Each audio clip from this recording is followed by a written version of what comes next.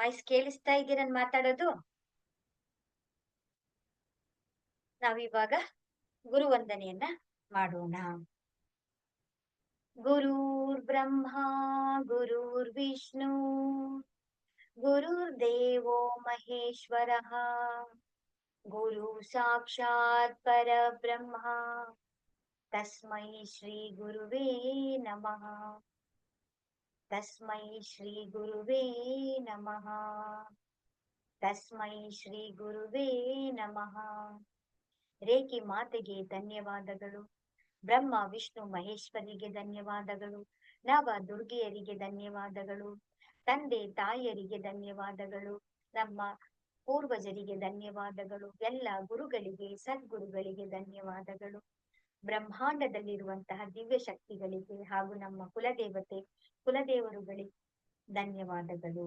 ಬ್ರಹ್ಮಾಂಡದಲ್ಲಿರುವಂತಹ ಎಲ್ಲ ದಿವ್ಯ ಶಕ್ತಿಗಳಿಗೆ ಹಾಗೂ ನಮ್ಮ ದಿವ್ಯ ಶಕ್ತಿಗಳಿಗೆ ಧನ್ಯವಾದಗಳು. ಅವರ ಆಶೀರ್ವಾದ, ಕರುಣೆ, ಕೃಪೆ ಸದಾ ಯಾವಾಗ್ಲೂ ಕೂಡ ನಮ್ಮ ಮೇಲೆ ಹೀಗೆ ಇರ್ಲಿ ಅಂತೇಳಿ ನಾವು ಪ್ರಾರ್ಥನೆಯನ್ನ ಮಾಡ್ಕೊಳ್ಳೋಣ.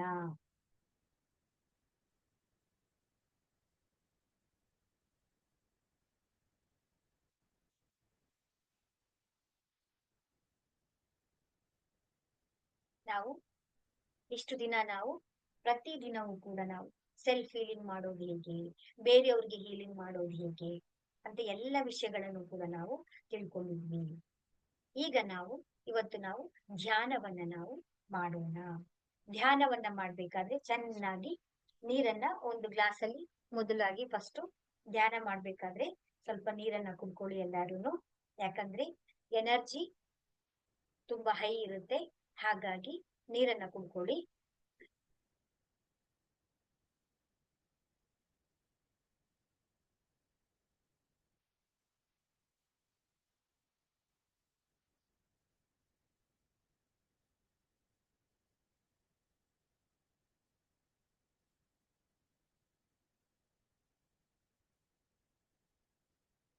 ಚೆನ್ನಾಗಿ ಕೈಗಳನ್ನ ಉಜ್ಕೊಳ್ಳಿ.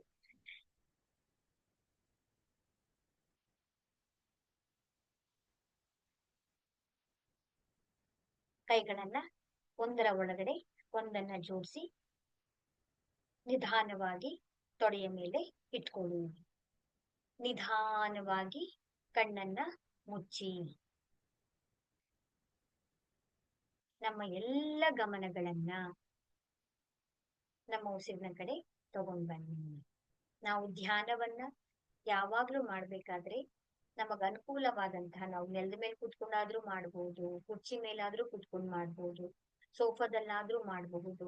ನಮಗೆ ಎಲ್ಲಿ ಅನುಕೂಲ ಆಗುತ್ತೋ ಅಲ್ಲಿ ಕೂತ್ಕೊಂಡು ನಾವು ಧ್ಯಾನವನ್ನ ನಾವು ಮಾಡಬಹುದು. ಕೆಲವೊಮ್ಮೆ ದೇಹದ ಅಸಹಾಯಕ ಸ್ಥಿತಿಯಿಂದ ನಾವು ಧ್ಯಾನ ಮಾಡಕ್ಕಾಗಲ್ಲ ಅಂತ ಹೇಳಿದ್ರೆ ನಾವು ಮಲಗಿಕೊಂಡು ಕೂಡ ನಾವು ಧ್ಯಾನವನ್ನ ಮಾಡಬಹುದು. ಆದ್ರೆ ಏನೇ ಆದ್ರೂ ಕೂಡ ನಾವು ಯಾವಾಗಲೂ ಕೂಡ ಈ ಧ್ಯಾನದ ಜೊತೆಯಲ್ಲಿ ಇರಬೇಕಾಗುತ್ತೆ. ನಿಧಾನವಾಗಿ ಉಸಿರನ್ನ ಒಳಗಡೆ ತಗೊಳ್ಳಿ. ನಿಧಾನವಾಗಿ ಉಸಿರನ್ನ ಹೊರಗೆ ಬಿಡಿ.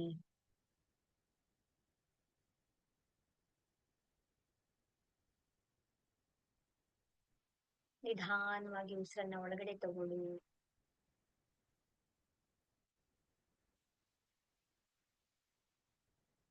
ನಿಧಾನವಾಗಿ ಉಸಿರನ್ನ ಹೊರಗೆ ಬಿಡಿ.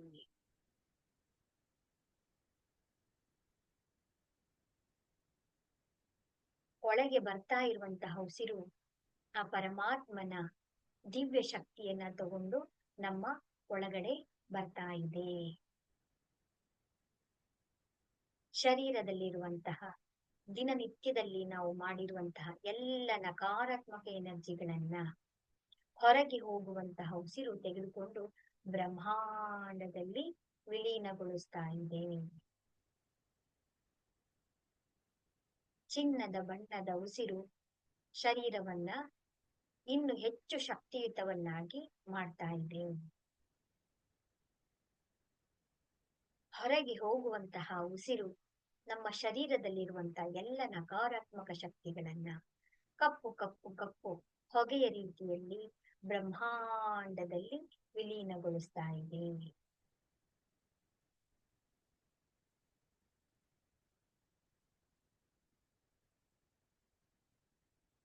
ಒಳಗೆ ಬರ್ತಾ ಇರುವಂತಹ ಪರಮಾತ್ಮನ ಚೇತನವು ನಮ್ಮ ಶರೀರವನ್ನ ಇನ್ನು ಉಲ್ಲಾಸದಾಯಕವಾಗಿ ಮಾಡ್ತಾ ಇದೆ.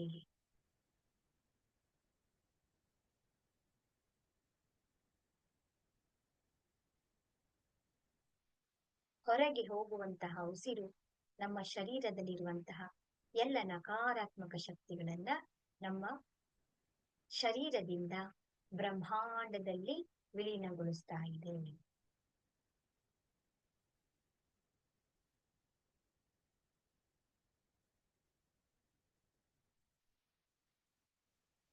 ನಿಧಾನವಾಗಿ ನಮ್ಮ ಶರೀರವನ್ನ ನೋಡ್ತಾ ಬನ್ನಿ.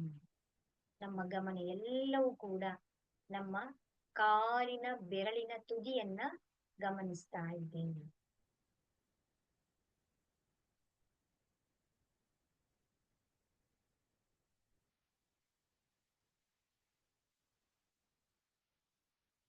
ಕಾಲಿನ ಬೆರಳಿನಿಂದ ಆ ಪರಮಾತ್ಮನ ದಿವ್ಯ ಶಕ್ತಿಯು ನಿಧಾನವಾಗಿ ಪ್ರಕಾಶವನ್ನ ಹರಡ್ತಾ ಇದೆ. ಆ ಒಂದು ದಿವ್ಯ ಚೇತನವು ನಮ್ಮ ಬೆರಳುಗಳಿಂದ, ಕಾಲು ಬೆರಳುಗಳಿಂದ, ಪಾದಗಳೆಲ್ಲವೂ ಕೂಡ ಆ ದಿವ್ಯ ಆ ಪರಮಾತ್ಮನ ಬೆಳಕಿನಿಂದ ತುಂಬಿ ಹೋಗಿದೆ. ಪಾದಗಳಿಂದ ಮೊಣಕಾಲುಗಳಲ್ಲಿ, ತತ್ತಿಗಳಲ್ಲಿ ನಿಧಾನವಾಗಿ ನಿಧಾನವಾಗಿ ಹರಿದುಕೊಂಡು ಬರ್ತಾ ಇದೆ.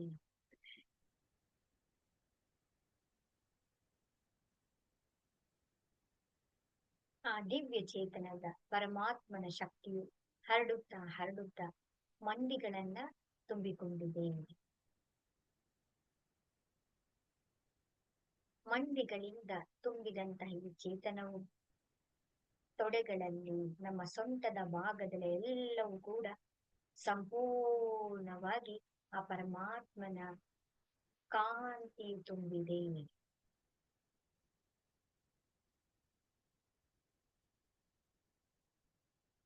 ಈ ಎಲ್ಲ ಘಟನೆಗಳನ್ನ ನಾವು ಮೂರನೇ ಕಣ್ಣಿನಿಂದ ನೋಡ್ತಾ ಬರ್ಬೇಕು ಅಷ್ಟೇ. ಸೊಂಟದ ಭಾಗದಲ್ಲೆಲ್ಲವೂ ಕೂಡ ಆ ಪರಮಾತ್ಮನ ದಿವ್ಯ ಶಕ್ತಿಯ ಬೆಳಕು ತುಂಬಿದೆ. ಬೆನ್ನು ಮೂಳೆಗಳಲ್ಲಿ, ನಮ್ಮ ಹೊಟ್ಟೆಯ ಭಾಗದಲ್ಲೆಲ್ಲವೂ ಕೂಡ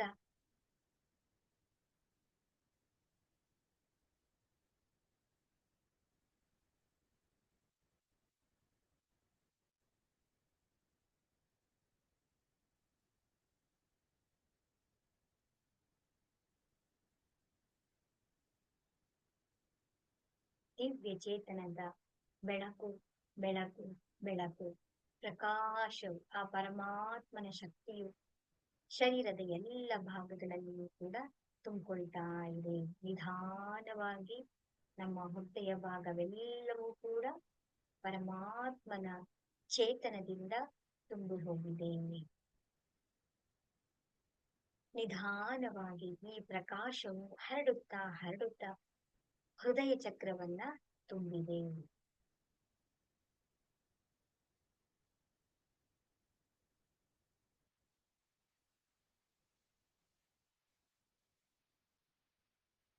ಹೃದಯ ಚಕ್ರದಲ್ಲೆಲ್ಲವೂ ಕೂಡ ಎಲ್ಲ ಅಣುವಿನಲ್ಲಿ, ಕಣ ಕಣಗಳಲ್ಲಿ, ಎಲ್ಲ ಭಾಗಗಳಲ್ಲಿ, ಶ್ವಾಸಕೋಶದಲ್ಲಿ, ನಮ್ಮ ಹಾರ್ಟ್ನಲ್ಲಿ, ಎಲ್ಲ ಭಾಗಗಳಲ್ಲಿಯೂ ಕೂಡ ಆ ಪರಮಾತ್ಮನ ದಿವ್ಯ ಶಕ್ತಿ ತುಂಬಿ ಹೋಗಿದೆ. ಈ ಒಂದು ಚೇತನದ ಬೆಳಕು ಹರಡುತ್ತಾ ಹರಡುತ್ತಾ ನಮ್ಮ ಭುಜಗಳಲ್ಲಿ, ಮೊಣಕೈಯಲ್ಲಿ, ಕೈಗಳಲ್ಲಿ, ಮುಂಗೈಯಲ್ಲಿ, ಕೈ ಬೆರಳುಗಳಲ್ಲಿ, ಬೆರಳಿನ ತುದಿಗಳಲ್ಲಿ ಎಲ್ಲೆಲ್ಲೂ ಆ ಪರಮಾತ್ಮನ ದಿವ್ಯ ಚೇತನದ ಬೆಳಕು ಪ್ರಕಾಶವಾಗಿ ತುಂಬಿಕೊಂಡಿದೆ.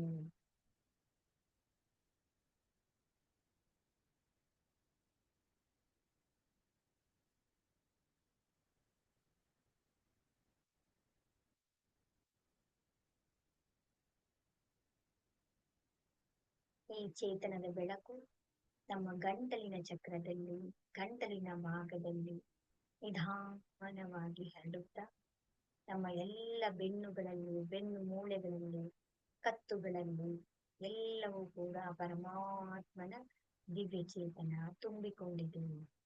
ಆ ಪ್ರಕಾಶವು ಹರಡುತ್ತಾ ಹರಡುತ್ತಾ ಹರಡುತ್ತಾ ನಮ್ಮ ಮುಖದ ಭಾಗದಲ್ಲಿ, ಶಿರದ ಭಾಗದಲ್ಲಿ ಎಲ್ಲ, ಕಣ್ಣುಗಳಲ್ಲಿ, ಮೂಗಿನಲ್ಲಿ, ತುಟಿಗಳಲ್ಲಿ, ಕೆನ್ನೆಗಳಲ್ಲಿ, ಹಣೆಗಳಲ್ಲಿ, ನಮ್ಮ ಕಿವಿಗಳಲ್ಲಿ, ಬ್ರೈನಲ್ಲಿ, ತಲೆಯ ಹಿಂಭಾಗ ಎಲ್ಲಾ ಕಡೆನೂ ಕೂಡ ಆ ಪರಮಾತ್ಮನ ದಿವ್ಯ ಚೈತನ್ಯ ತುಂಬಿಕೊಂಡಿದೆ.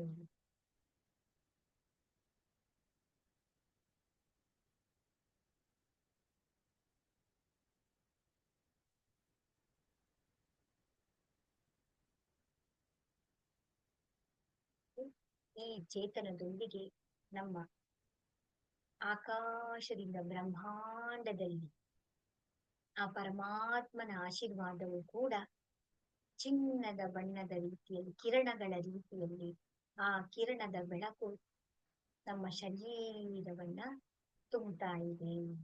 ಆ ಪರಮಾತ್ಮನ ಆಶೀರ್ವಾದ ಬೆಳಕಿನ ಕಿರಣದ ರೂಪದಲ್ಲಿ,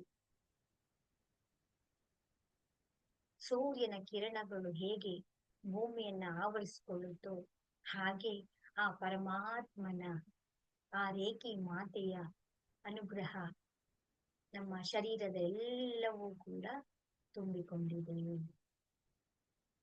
ಈ ಎಲ್ಲ ಘಟನೆಗಳನ್ನ ನಾವು ನಮ್ಮ ಮೂರನೇ ಕಣ್ಣಿನಿಂದ ನಾವು ನೋಡ್ತಾ ಬರ್ತಾ ಇದ್ದೇವೆ.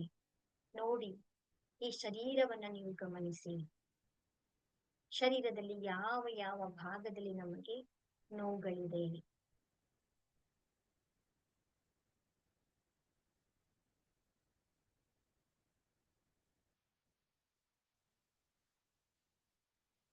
ಯಾಕೆ ಈ ಶರೀರದಲ್ಲಿ ನಮಗೆ ಇಷ್ಟು ಅನಾರೋಗ್ಯದ ಸ್ಥಿತಿಯಾಗಿದೆ? ಯಾಕೆ ಇಷ್ಟೊಂದು ನಮಗೆ ನೋವಾಗ್ತಾ ಇದೆ?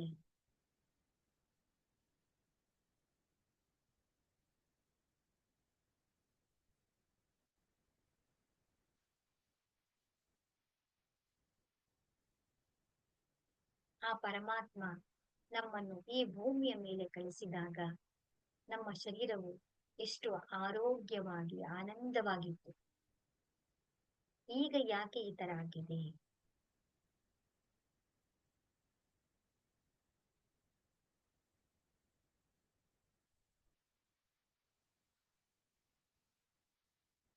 ಯಾಕೆ ನಮ್ಗೆ ಈ ನೋವುಗಳು?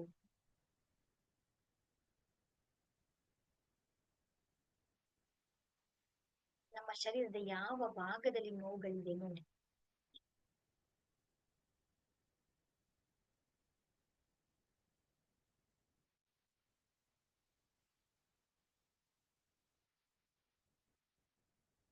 ಈ ಶರೀರವನ್ನ ನಾವು ಎಷ್ಟು ಜೋಪಾನವಾಗಿ ನಾವು ನೋಡ್ಕೊಳ್ತಾ ಇದ್ದೇವೆ.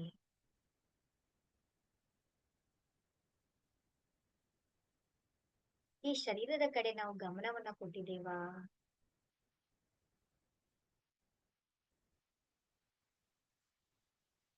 ಶರೀರಕ್ಕೆ ಬೇಕಾದಂತಹ ವಿಶ್ರಾಂತಿಯನ್ನು ನಾವು ಕೊಟ್ಟಿದ್ದೇವಾ?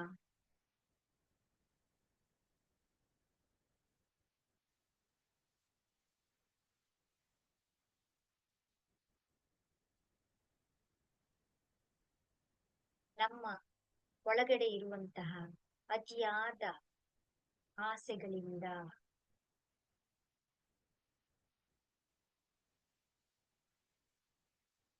ನಮ್ಮಲ್ಲಿರುವಂತಹ ಮೋಹದಿಂದ,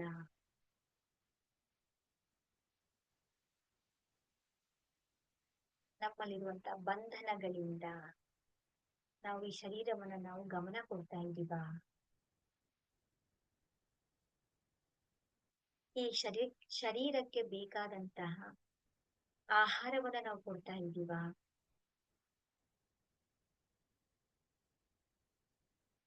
ನಮ್ಮ ಮನಸ್ಸಿನಲ್ಲಿರುವಂತಹ ದುಃಖಗಳು,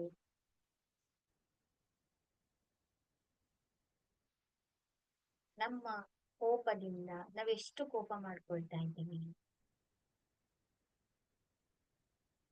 ನಮ್ಮ ವಾಸನೆಗಳು, ಕಾಮ, ಮೋಹ, ಮದ, ಮತ್ಸರ್ಯಗಳಿಂದ, ನಾನು ಎನ್ನುವ ಭಾವದಿಂದ, ಎಲ್ಲವೂ ನನ್ನದು ಎನ್ನುವ ಅಹಂಕಾರದಿಂದ ಯಾವ ಸ್ಥಿತಿಯಲ್ಲಿ ನಾವಿದ್ದೇವೆ,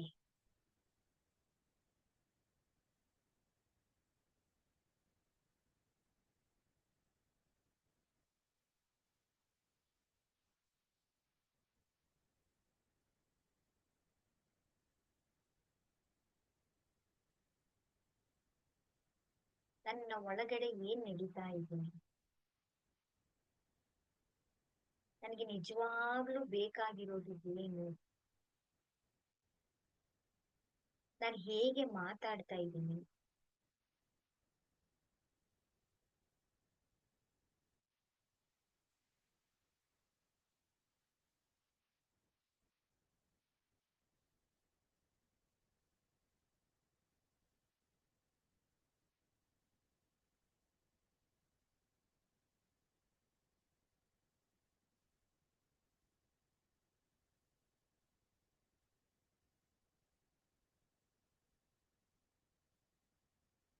ಭಾವ ಬಂಧನಗಳಲ್ಲಿ ಸಿಲುಕಿಕೊಂಡು ನಾವು ಕೆಳಗಿನ ಸ್ತರದಲ್ಲೇ ನಾವು ವಾಸ ಮಾಡ್ತಾ ಇದ್ದೀವಿ.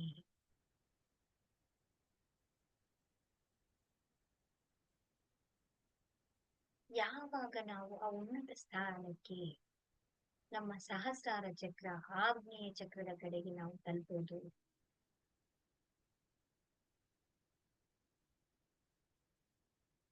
ಯಾವಾಗ ನಾವು ಆ ಪರಮಾತ್ಮನನ್ನ ಕಾಣುವುದು,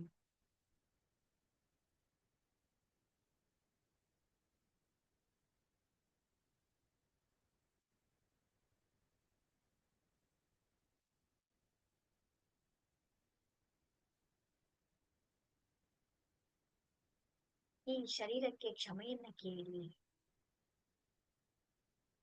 ನೀನಿರುವುದರಿಂದಲೇ ನಾನು ಎಲ್ಲವನ್ನು ಮಾಡೋಕ್ ಸಾಧ್ಯ ಆಗ್ತಾ ಇದೆ, ಚೆನ್ನಾಗಿ ಮಾತಾಡ್ತಾ ಇದ್ದೀನಿ, ಕೆಲಸ ಮಾಡ್ತಾ ಇದ್ದೀನಿ, ಓಡಾಡ್ತಾ ಇದ್ದೀನಿ, ಇನ್ನೊಬ್ರ ಹತ್ರ ನನ್ನ ಮನಸ್ಸಿನ ಭಾವನೆಗಳನ್ನ ಹೇಳ್ಕೊಳ್ತಾ ಇದ್ದೀನಿ, ನನಗೆ ಬೇಕು ಅನ್ನುವಂತ ವಸ್ತುಗಳನ್ನ ನಾನು ತಗೊಳ್ತಾ ಇದ್ದೀನಿ, ನನಗೆ ಬೇಕು ಅಂತ ವಸ್ತುಗಳನ್ನ ನಾವು ಕಣ್ಣಿಂದ ನೋಡ್ತಾ ಇದ್ದೀನಿ, ಕಿವಿಗಳಿಂದ ಕೇಳಿಸ್ಕೊಳ್ತಾ ಇದ್ದೀನಿ, ಊಟ ಮಾಡ್ತಾ ಇದ್ದೀನಿ, ಬಾಡಿ ಶರೀರ ತನಗೆ ತಾನೇ ಡೈಜೆಸ್ಟ್ ಮಾಡ್ಕೊಳ್ತಾ ಇದೆ, ರಕ್ತ ಸಂಚಾರಗಳಾಗ್ತಾ ಇದೆ. ಈ ಶರೀರ ಯಾರ ಮಾತನ್ನು ಕೇಳದೆ ತನ್ನ ಕೆಲಸವನ್ನ ತಾನು ಎಷ್ಟು ನಿಷ್ಠೆಯಿಂದ, ಎಷ್ಟು ಪ್ರಾಮಾಣಿಕತೆಯಿಂದ ಮಾಡ್ತಾ ಇದೆ. ಅದ್ ಯಾವತ್ತಾದ್ರೂ ಕೋಪ ಮಾಡ್ಕೊಳ್ತಾ ಇದೀಯಾ, ಬೇಸರ ಮಾಡ್ಕೊಳ್ತಾ ಇದೀಯಾ?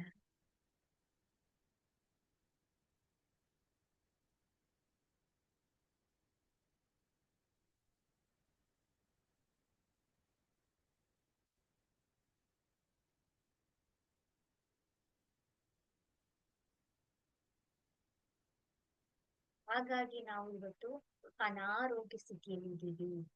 ನಮ್ಮ ವಿಚಾರಗಳಲ್ಲಿ ಎಷ್ಟು ಬೇಡದೇ ಇರುವಂತ ವಿಚಾರಗಳನ್ನ ತಲೆಯಲ್ಲಿ ತುಂಬಿಕೊಂಡಿದ್ದೀವಿ, ದುಃಖಗಳನ್ನ ಮನಸ್ಸಿನಲ್ಲಿ ತುಂಬಿಕೊಂಡಿದ್ದೀವಿ, ಈರ್ಷೆ, ದ್ವೇಷ, ಅಸೂಯೆ ಎಷ್ಟು ಈ ಶರೀರದ ಒಳಗಡೆ ತುಂಬಿಕೊಂಡಿದೆ.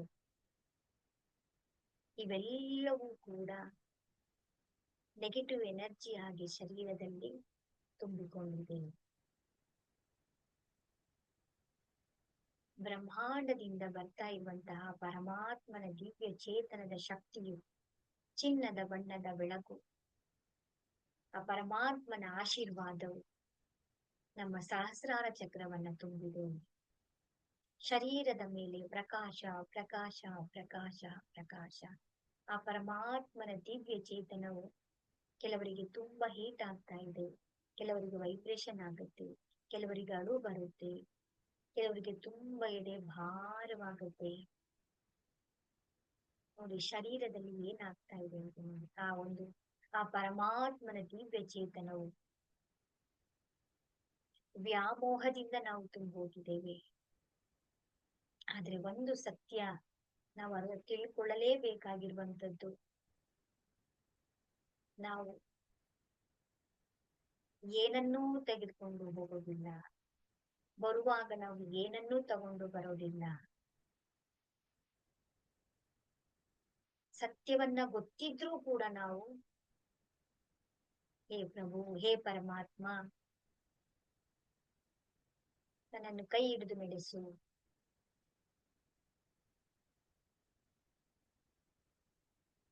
ಆ ಪರಮಾತ್ಮನ ಆಶೀರ್ವಾದವು ನೋಡಿ ಹೇಗೆ ಬರ್ತಾ ಇದೆ. ನಿಮ್ಮ ಕುಲದೇವರು, ಕುಲದೇವತೆಗಳ ರೂಪದಲ್ಲಿರಬಹುದು, ಗುರುಗಳ ರೂಪದಲ್ಲಿ ಇರಬಹುದು, ಯಾರು ನನಗೆ ಆಶೀರ್ವಾದವನ್ನ ನೀಡ್ತಾ ಇದ್ದಾರೆ ಅಂತ ನಿಮ್ಮ ಮೂರನೇ ಕಣ್ಣಿನ ನಿಧಾನವಾಗಿ ಆ ಪ್ರಕಾಶಮಯವಾದಂತಹ ಬೆಳಕನ್ನ ನೀವು ನೋಡ್ಬೇಕು.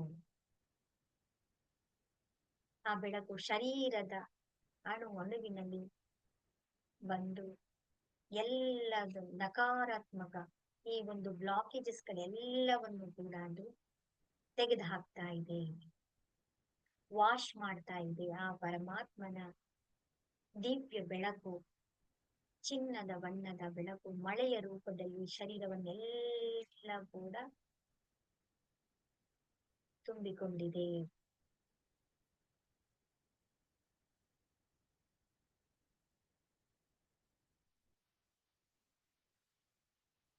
ಕೇವಲ 4 ದಿಕ್ಕುಗಳಲ್ಲಿಯೂ ಕೂಡ ಪ್ರಕಾಶ, ಪ್ರಕಾಶ, ಪ್ರಕಾಶ. ಶರೀರವನ್ನೆಲ್ಲ ಕೂಡ ತೊಳಿತಾ ಇದೆ. ನಮ್ಮ ಸಹಸ್ರಾರ ಚಕ್ರವಾಗಿರ್ಬಹುದು, ನಮ್ಮ ಗಂಟಲಿನ ಚಕ್ರ ಆಗಿರ್ಬಹುದು, ಎಲ್ಲ ಅಣುವಿನಲ್ಲಿ ಗಂಟಲಿನ ಭಾಗವಿರುವಂತ ಎಲ್ಲ ಭಾಗಗಳನ್ನೆಲ್ಲವನ್ನು ಕೂಡ ಆ ಒಂದು ಬೆಳಕು ಕ್ಲೀನ್ ಮಾಡ್ತಾ ಇದೆ, ವಾಶ್ ಮಾಡ್ತಾ ಇದೆ. ನಮ್ಮ ಹೃದಯ ಭಾಗದಲ್ಲಿರುವಂತ ನಮ್ಮಲ್ಲಿರುವಂತಹ ಎಲ್ಲ ದುಃಖಗಳನ್ನ, ನನ್ನ ಮನಸ್ಸಿನ ಒಳಗಡೆ ಅದುಮಿ ಇಟ್ಟಿರುವಂತಹ ಎಲ್ಲ ನಕಾರಾತ್ಮಕತೆಗಳೆಲ್ಲವನ್ನು ಕೂಡ ವಾಶ್ ಮಾಡ್ತಾ ಇದೆ. ಆ ಪರಮಾತ್ಮನ ದಿವ್ಯ ಬೆಳಕು, ಚಿನ್ನದ ಬಣ್ಣದ ಬೆಳಕು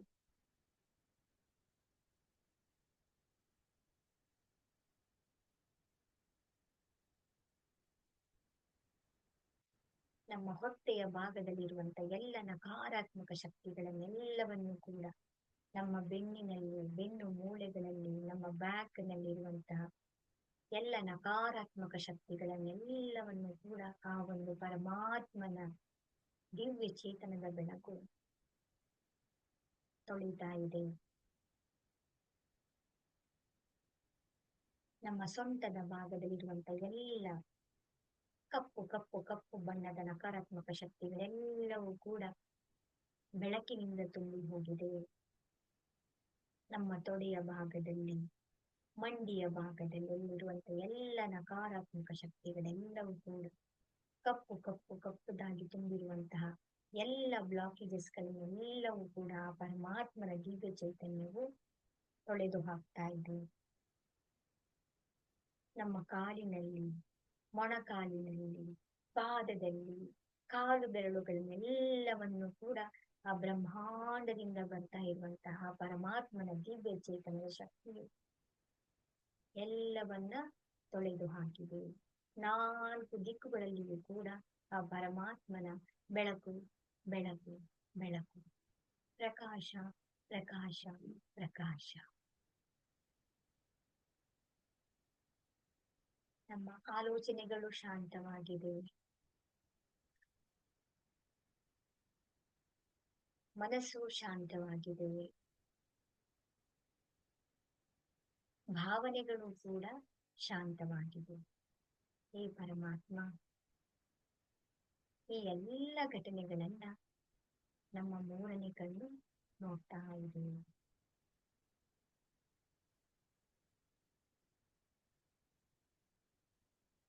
ನಿಧಾನವಾಗಿ ಉಸಿರನ್ನ ಒಳಗಡೆ ತಗೊಳ್ಳಿ, ನಿಧಾನವಾಗಿ ಉಸಿರನ್ನ ಹೊರಗೆ ಬಿಡಿ. ನಿಧಾನವಾಗಿ ಉಸಿರನ್ನ ಒಳಗಡೆ ತಗೊಳ್ಳಿ, ನಿಧಾನವಾಗಿ ಉಸಿರನ್ನ ಹೊರಗೆ ಬಿಡಿ. ನಿಧಾನವಾಗಿ ನಮ್ಮ ಗಮನ ಎಲ್ಲವನ್ನು ಕೂಡ ನಮ್ಮ ಕೋಣೆಯಲ್ಲಿರುವಂತಹ ಶಬ್ದದ ಕಡೆಗೆ ತಗೊಂಡ್ಬನ್ನಿ. ಶಬ್ದಗಳನ್ನ ಆಲಿಸಿ, ಕಾಲು ಬೆರಳುಗಳನ್ನ ಅಲುಗಾಡಿಸಿ, ಕೈಗಳನ್ನ ಅಲುಗಾಡಿಸಿ, ಕೈಗಳನ್ನ ನಮಸ್ಕಾರ ಮುದ್ರೆಯಲ್ಲಿ ತಗೊಬಂದು, ಹೇ ಪರಮಾತ್ಮ,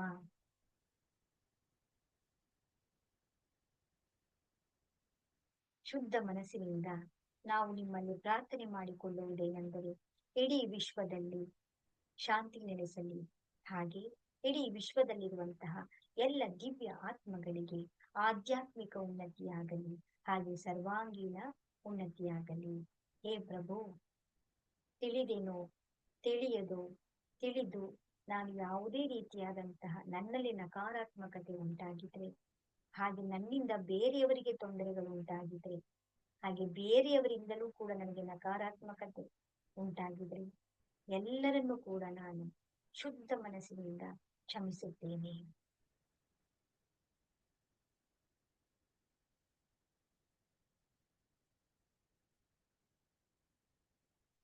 ಕೈಗಳನ್ನ ಉಜ್ಜಿ ಆ ಪರಮಾತ್ಮನ ದಿವ್ಯ ಶಕ್ತಿಯನ್ನ ಎಲ್ಲಾ ಶರೀರದ ಎಲ್ಲಾ ಕಡೆಗಳಲ್ಲಿ ನೀವು ತುಂಬಿಸ್ಕೊಳ್ಳಿ.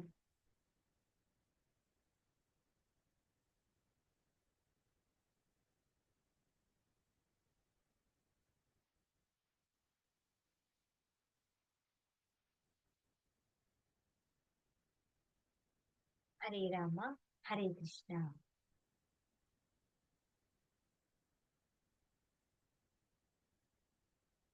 ನೋಡಿ, ಶರೀರವು ಎಷ್ಟು ಹಗುರವಾದ ಅನ್ನಿಸ್ತಾ ಇದೆ.